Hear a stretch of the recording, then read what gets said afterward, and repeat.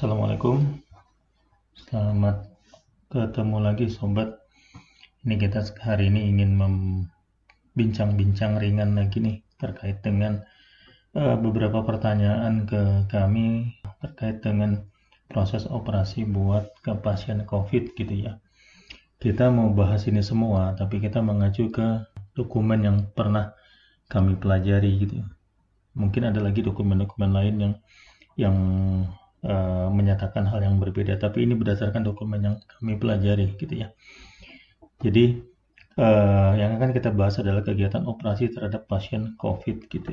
Nah ini teman-teman lihat di sini. Ini sengaja saya pasang foto-foto proses intubasi gitu ya. Intubasi itu adalah proses pemasukan selang untuk napas nih ke pasien sebelum dia dioperasi gitu ya.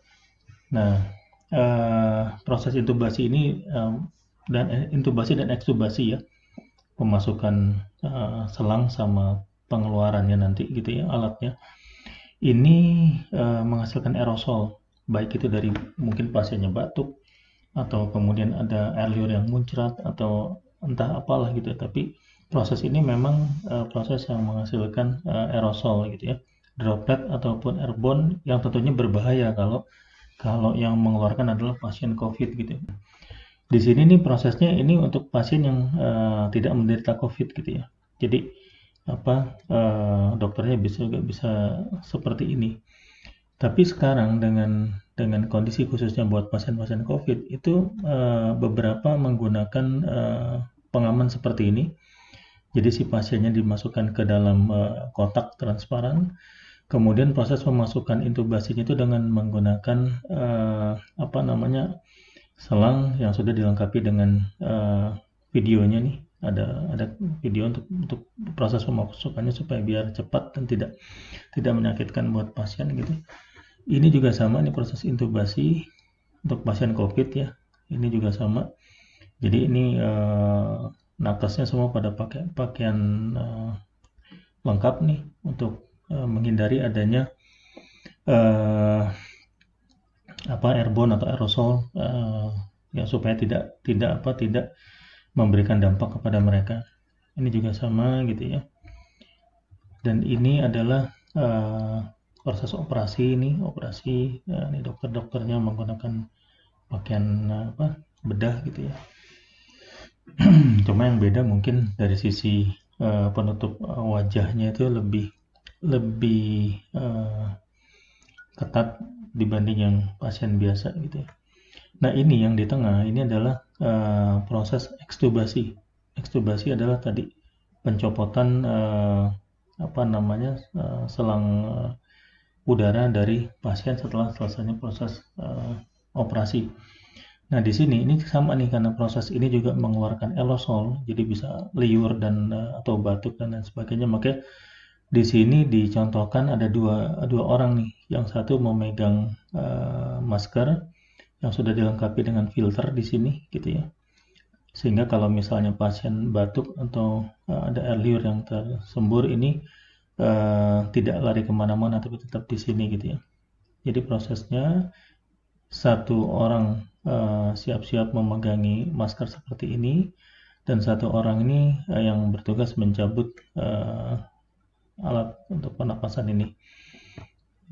Nah setelah itu ini alatnya dicabut, setelah dicabut keluar dan terakhir baru masker ini langsung dipasang sebagai masker pernapasan dari pasien dan dihubungkan ke selang oksigennya di sini ya. Oke, kita lanjut dulu. Nah sebelum kita jauh ke dalam ya, kita akan lihat dulu sebenarnya apa sih referensi sama standar yang harus kita gunakan gitu ya, acuan kita. Ini di sini kita pakai DIN 1946-44. Ini ventilasi di dalam building dan rumah sakit atau healthcare gitu ya. Kemudian AC 170, ini ventilation of healthcare facility gitu ya, termasuk rumah sakit di dalamnya. JCI akreditasi, ini kita ambil yang standar 7 gitu. Kemudian SNARS edisi 1.1 dan terakhir adalah ini masih kita pakai Permenkes nomor 24 tahun 2016 seluruh dokumen ini di sini bercerita juga tentang ruang operasi gitu ya. Memang dinyatakan bahwa ruang operasi itu adalah positif gitu. Nah sekarang bagaimana nih dengan pasien COVID gitu ya? Kan pasien COVID memiliki infeksi gitu ya, memiliki infeksi virus dan dapat ditularkan ke orang lain. Sementara kita tahu di ruang isolasi itu yang digunakan adalah ruangan negatif. Terus bagaimana kalau mereka harus dioperasi? Oke, kita balik dulu. Ini kita ingin jelaskan dulu tentang fungsi ruang OK gitu ya. Ruang OK itu adalah pasti yang pertama fungsinya adalah menghasilkan udara yang dingin, nyaman buat dokter, paramedik dan pasien gitu ya. Jadi dinginnya ini kalau mau dibilang juga tidak menyiksa pasien gitu, karena kan pernah dibahas di sebelumnya tuh kalau udaranya di bawah 19 derajat Celcius, pasien tuh ada kemungkinan menggigil, hipotermia gitu ya. Kemudian teman-teman bisa lihat, sobat semua bisa lihat ya, ini pakaian dokter nih, ini pakaian dokter ya, tertutup semua gitu, rambut tertutup, kemudian mulut tertutup gitu ya. Dan si dokter ini kalau mau dilihat dengan pakaian seperti ini, jika kelembaban udaranya itu tinggi, pasti panas, gerah buat dia gitu ya, akan banyak mengeluarkan keringat. Nah, dengan kelembaban udara 40-60% ini akan membantu nih buat dokter gitu. Nah sebenarnya pakaian seperti ini bukan tujuannya bukan untuk melindungi dokter pada saat operasi dilakukan di ruang positif, tapi untuk melindungi pasien. Karena jangan sampai ada partikel-partikel yang keluar dari tubuh dokter, tidak dari rambut, dari mulut gitu ya, dari tangan gitu ya, atau dari badan gitu ya. Ini juga sama gitu ya. Ini masuk ke areal bukaan gitu ya, karena inilah yang akan menjadi sumber dari infeksi pasca operasi gitu. Yang lainnya apa nih? Yang lainnya itu adalah kalau kita lihat ya, menjaga suplai oksigen ke dalam ruang OK, ini kritikal. Makanya ruang operasi itu kan minimal harus 20% gitu ya. Kemudian kontrol kelembaban gitu. Ini juga kritikal. Jadi seperti yang sudah kita jelaskan di slide sebelumnya, bisa dilihat gitu ya. Ini kita harus jaga, kita harus jaga di sini nih. Harus jaga di 40-60% untuk menciptakan ruangan yang tidak kondusif buat bakteri gitu ya, buat virus, buat jamur gitu. Karena apabila ruangan kita bisa jaga sekian, maka bisa dijamin mikroorganisme tidak akan berkembang biak di dalam ruang operasi. Sehingga apabila kita masukkan terus nih udara dari luar gitu ya, entah 20%, entah 100%, itu akan terjadi proses pencucian di dalam ruang OK, sehingga makin lama akan makin bersih gitu ya. Kemudian menghilangkan efek gas anestesi gitu. Jadi ini kalau berdasarkan hasil pengujian DIN 1946-44, ini pengaruh gas anestesi dapat dinetralisir nih kalau kita mengikuti ketentuan minimal fresh air adalah 20%. Jadi ini wajib nih fresh air 20%, supaya dokter, paramedik itu tidak terdampak oleh gas anestesi. Kemudian menjamin pengendalian infeksi. Nah ini yang penting sebenarnya. Kemudian menjaga kondisi tekanan udara. Nah ini mau saya jelaskan dulu ya. Di sini udara bisa seperti ini. Udara bisa seperti ini ya. Sebentar. Jadi ini udara bisa seperti ini ya, bisa seperti ini, seperti ini, seperti ini, seperti ini. Ini apabila tekanannya adalah positif gitu. Karena tekanannya positif, udara di dalam ruang OK penuh sehingga terbentuklah aliran udara yang seperti ini. Ya, udara akan meluncur dari atas dan kemudian masuk ke pembuangan. Biasanya ada di 4 sudut ruangan di ruang OK gitu ya. Ini hanya mungkin kalau tekanan udaranya adalah positif gitu. Karena kalau tekanan udara negatif, artinya kan udara yang masuk itu lebih sedikit dibanding udara yang keluar, sehingga tidak akan mungkin ada udara di sini. Biasanya dari sini dia langsung akan lari ke keluar gitu. Kalau tekanan udaranya negatif, dia akan langsung mencari apa namanya, karena daya hisap udara keluar lebih besar dibanding dibanding jumlah udara yang masuk gitu ya. Nah ini juga sama, ini akan jadi pertanyaan. Kalau udaranya kemudian tidak positif tekanannya, tidak akan ada yang namanya udara laminar seperti ini. Karena nanti dari sini langsung kesedot dia keluar. Dari sini juga sama, langsung kesedot dia keluar. Ini dari sini langsung kesedot dia keluar. Jadi malah berbahaya karena tidak akan melindungi si pasien gitu, tidak akan terbentuk udara laminar. Karena kalau kita mengacu ke ISO 6 tuh tekanan udaranya positif gitu. Jadi pada saat kita memberikan tekanan udara negatif, berarti tidak ada ISO 6, tidak ada udara laminar di dalam ruang OK. Ini apa namanya? Sekarang kita masuk ke prosedur operasi untuk pasien COVID gitu. Di sini saya menambahkan ada beberapa lagi acuan. Yang pertama adalah referensinya dari WHO. Ini Global Guideline for Prevention of SSI. Di situ disebutkan tuh bahwa ruang OK positif gitu ya. Kemudian kalau di luar negeri itu ada yang namanya AORN. AORN ini adalah sebenarnya asosiasi dari perawat-perawat yang terregister telah memiliki kemampuan untuk menangani pasien-pasien COVID atau pasien-pasien infeksius. Jadi ada suster-suster gitu ya, yang sudah atau paramedik yang sudah dilatih sedemikian rupa sehingga mereka paham nih bagaimana caranya menghandle pasien-pasien yang memiliki penyakit infeksius dalam rencana akan menjalani operasi gitu. Jadi mereka udah tahu gimana caranya, jangan sampai kemudian itu akan menyebabkan malah infeksinya, virusnya atau kemana-mana, nyebar kemana-mana. Karena kan prosesnya kan panjang tuh, jalan dari ruang isolasi sampai ke ruang OK gitu. Oke. Kemudian ada CDC guideline untuk prevention of SSI, ini juga sama. Jadi isinya semua sama gitu ya, hampir sama dengan referensi-referensi yang awal kita kutip tadi.